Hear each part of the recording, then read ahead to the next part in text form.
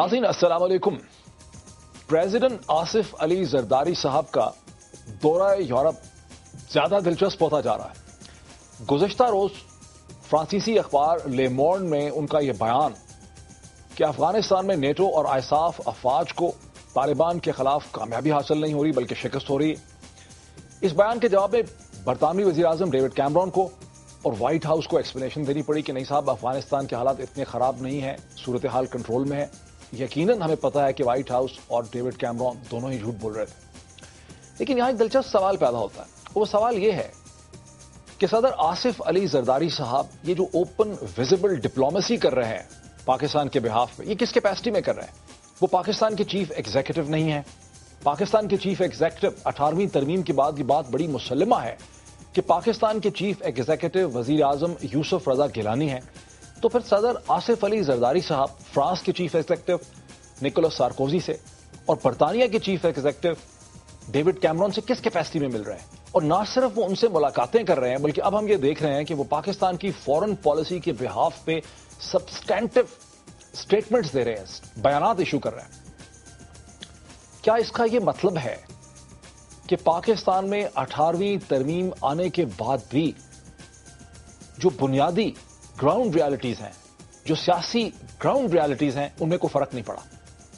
इस बुनियादी सवाल के साथ मेरे साथ स्टूडियोज में तशरीफ रखते हैं Akram Sheikh Sahab, senior advocate Supreme Court of Pakistan. Akram Sheikh Sahab के साथ तशरीफ रखती हैं डॉक्टर फरजाना बारी साहिबा, एकेडमिक हैं, सिविल सोसाइटी की प्रोमिनेंट मेंबर हैं। डॉक्टर फरजाना बारी साहिबा के साथ तशरीफ रखते हैं सदीकुल फारूक साहब, PMLN के मरकजी रहनुमा और तर्जुमान। और नाज़रीन, मुझे फोन लाइन पे ज्वाइन कर रहे हैं इजाज हैदर साहब, जो न्यूज़ वीक पाकिस्तान के नेशनल अफेयर्स के एडिटर हैं और जैसा कि आप जानते हैं कि पाकिस्तान के प्रोमिनेंट तज्ज़ियानगार रह चुके हैं। इससे पहले कंसल्टिंग एडिटर थे डेली टाइम्स और फ्राइडे टाइम्स के साथ। लेकिन नाज़रीन, इससे पहले कि हम स्टूडियो में सवालात का सिलसिला शुरू करें, मैं आपको एक क्लिप दिखाना चाहता हूं प्रेसिडेंट आसिफ अली जरदारी का। चंद हफ्ते पहले जब वो सिंध तशरीफ ले गए, वहां उन्होंने 18वीं तरमीम के बाद क्या कहा? आज से किसी क्लर्क ने अपनी पावर नहीं दी। ये पहला आपका जमहूरी सदर है जिसके पास अवाम की ताकत है। उसे प्रेसिडेंसी की ताकत की जरूरत नहीं है। उसने कहा कि लो मुझसे जो ताकत लेते हो ले लो, पार्लियामेंट को मजबूत कर दो। इसलिए कि पार्लियामेंट के लिए शहीद जुल्फकार अली भुट्टो शहीद हुआ, पार्लियामेंट के लिए शहीद मोहतरमा बेनजीर भुट्टो शहीद हुई, अवाम के लिए शहीद हुई। और अवाम का सरचश्मा और अवाम की ताकत पार्लियामेंट में है। तो जब तक पार्लियामेंट मजबूत है, जब तक सेनेट मजबूत है, तब तक पाकिस्तान मजबूत है। और ये सब किले हैं पाकिस्तान को मजबूत करने के लिए। अच्छा नाज़रीन, अभी आपने देखा, ब्रीफ क्लिप देखा आपने प्रेसिडेंट आसिफ अली जरदारी साहब का, जिसमें वो कहते हैं कि किसी क्लर्क ने आज तक अपनी पावर्स जो हैं वो हवाले नहीं किए, लेकिन मैंने जमहूरियत के लिए अपनी और पार्लियामेंट के लिए अपनी पावर्स जो हैं वो दे दी हैं, बिकॉज मुझे प्रेसिडेंसी की ताकत नहीं चाहिए, मेरे पास अवाम की ताकत है। यहां से हम अपनी डिस्कशन का आगाज करते हैं। शेख साहब, मैं आपकी तरफ आता हूं क्योंकि आप कानूनदान हैं और 18वीं तरमीम के केसेस को आपने सुप्रीम कोर्ट के लेवल में परस्यू किया है। 18वीं तरमीम के बाद जो पॉपुलर ओपिनियन है, जैसे कि सदर साहब की मैंने आपको क्लिप सुनाया, और सदर साहब के जितने भी एड और उनके रुफ़क़ाए कार और उनके जो वज़रा हैं, वो बार बार ये बात दोहराते रहे हैं कि जी लोग कहते थे कि 18वीं तरमीम में ट्रांसफर ऑफ पावर नहीं होगी। आप देखिए, हमने प्राइम मिनिस्टर को एम्पावर कर दिया, सिस्टम को हमने एन जमहूरी कर दिया। अब हमने ये जो क्राइसिस देखा डेविड कैमरॉन का फॉरेन पॉलिसी का, जिसमें सदर साहब को बारहा लोगों ने ये बताने की कोशिश की कि सदर मोहतरम मेहरबानी करें, बाहर ना जाएं, इस मौके पे फॉरेन पॉलिसी के लिए ठीक नहीं होगा, आपका बाहर जाना बड़ी एम्बैरेसिंग सिचुएशन होगी, पाकिस्तान की फॉरेन पॉलिसी कमजोर होगी। हमने देखा कि वजीर आजम यूसुफ रजा गिलानी बिल्कुल फाल नहीं थे, उनका कोई रोल हमें नजर नहीं आया। ये तो डोमेस्टिक पॉलिटिक्स के हद तक। अब हम बाहर देख रहे हैं कि प्रेसिडेंट आसिफ अली जरदारी जो है वो Aahista Aahista important policy statements दे रहे हैं, खाली मुलाकातें नहीं कर रहे चीफ एग्जीक्यूटिव के साथ, इंपॉर्टेंट पॉलिसी स्टेटमेंट्स दे रहे हैं। क्या इसका फिर यह मतलब है कि 18वीं तरमीम के नतीजे में वज़ीर आज़म यूसुफ रज़ा गिलानी की जो सियासी हैसियत है उसमें कोई फ़र्क पड़ा ही नहीं?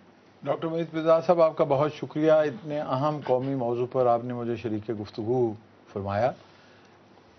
इसके ऊपर फ़र्क पड़ा, और फ़र्क ये पड़ा कि जनाब आसिफ अली जरदारी पहले से ज़्यादा मजबूत, पहले से ज़्यादा ताकतवर, पहले से ज़्यादा मजबूत, हाँ, पहले से ज्यादा मजबूत, इसलिए पार्टी हेड की हैसियत से उन्होंने, पार्टी हेड तो सर पहले भी थे। आइन, मेरी गुजारिश ये है, पार्टी हेड थे, लेकिन पार्टी हेड 18वीं आईनी तरमीम के हिस्से के तौर पे دستور کا حصہ نہیں بنی تھی. کیا مطلب؟ مطلب یہ ہے کہ اب پارٹی ہیڈ جو ہے وہ اگر چاہے تو کان سے پکڑ کے شام سے پہلے جناب یوسف رضا گیلانی صاحب کو گھر بھیج سکتے ہیں. He can have a change of the parliamentary leader. اور 18ویں ترمیم سے آپ یہ کہہ رہے ہیں کہ 18ویں ترمیم سے پہلے یہ ممکن نہیں تھا. یہ ممکن نہیں تھا. گزارش یہ ہے نا, تو وزیر اعظم یوسف رضا گیلانی کی سچویشن امپروو ہونے کے بجائے اور کمزور ہو گئی. کرتا ہوں میری پہلی بات تو یہ ہے کہ جناب یوسف رضا گیلانی صاحب ایک کارکن ہیں اور جناب آصف علی زرداری شریک چیئرمین ہیں, اور جب تک جناب بلاول علی بھٹو زرداری بھٹو زرداری یہ بھی ایک ایشو ہے کہ یہ کیا ہے. جب تک وہ انان اقتدار اپنے ہاتھ میں نہیں سنبھالتے تو جناب آصف علی زرداری صاحب کلی طور پر مطلقاً اس بات کا اختیار رکھتے ہیں کہ وہ اپنے اشارہ چشم ابرو سے جناب یوسف رضا گیلانی صاحب کے ساتھ جو مرضی جو چاہیں کر دیں. آپ مجھے بتائیے کوئی فیصلہ 18ویں آئینی ترمیم نافذ ہونے کے بعد ایسا ہوا ہے جس میں ایوان صدر میں اور ایوان وزیر اعظم میں کوئی اختلاف ہو, یا کوئی ایسی تعیناتی ہوئی ہے, یا ایسی کوئی تقرری ہوئی ہے, یا کوئی ایسی توسیع ہوئی ہے جس میں وزیر اعظم has call the shots and in defiance اور ان سپرسیشن آف دی پریزیڈنٹ. 18ویں ترمیم تو پوری اپوزیشن اور تمام سیاسی جماعتوں کے کنسنسس سے بالکل. اس کا مطلب ہے کہ تمام سیاسی جماعتیں اس سازش میں ایک بڑی تلخ بات میں آپ کو کہنے والا ہوں. ہمارا پولیٹیکل کلچر جو ہے وہ صرف پیپلز پارٹی کا ہی کلچر نہیں ہے, وہ پورا پولیٹیکل کلچر ہی ایک جیسا ہے. ہر جماعت کا سربراہ اپنے پاس وہ اختیارات رکھنا چاہتا ہے جو جناب آصف علی زرداری صاحب بطور صدر پیپلز پارٹی کے ان کے پاس ان کی ذات میں مرکوز ہے. یعنی نواز شریف صاحب کی بھی یہی تھنکنگ؟ میں کسی کا نام لیے بغیر میرے حد میں بے حد احترام ہے محترم نواز شریف صاحب کا بلا تخصیص. جب میں نے کہہ دیا بلا تخصیص تو اس میں سارے شامل ہیں, بے شک وہ اسمبلی میں ہوں بے شک وہ اسمبلی میں نہ ہوں, تو وہ اس میں ان کی یہ پوزیشن جو ہے جوڈیشری کے معاملات میں یونانیمٹی آف اوپینین ہے. ٹھیک ہے, سارے لوگ یہ چاہتے ہیں کہ اپنی مرضی کے جج صاحبان مقرر ہوں, سارے لوگ یہ چاہتے ہیں کہ پارٹی کو کان سے پکڑ کے پوائنٹ آپ کا کلیئر ہو گیا. ڈاکٹر فرزانہ صاحب آپ بھی اسی طرح دیکھ رہی ہیں ساری سچویشن کو کہ وزیر اعظم یوسف رضا گیلانی آگے تو کیا جاتے بیچارے پیچھے چلے گئے ہیں 18ویں ترمیم کے نتیجے میں؟ نہیں, آگے پیچھے کا تو نہیں ہے. جس طرح پہلے آپ نے بات کی کہ گراؤنڈ ریالٹیز تو یہی ہماری ہے نا, کہ بے شک جمہوریت بھی آ جاتی ہے. یہ تو جمہوریت کے اندر ہم کیونکہ 18ویں ترمیم میں پارلیمنٹری سسٹم جو ہے وہ زیادہ اسٹرینتھن ہوا, تو اصولی طور پہ پاورز کا جو ہے وہ ہونی چاہیے تھی ٹرانسفر ٹو پرائم منسٹر. لیکن یہ بھی ہماری گراؤنڈ ریالٹی ہے کہ جمہوری نظام میں بھی ہماری ملٹری اسٹیبلشمنٹ کا ایک رول رہتا ہے, گو کہ اس کا کہیں بھی قانونی طور پہ آئین میں کہیں بھی ان کا وہ رول نہیں ہے.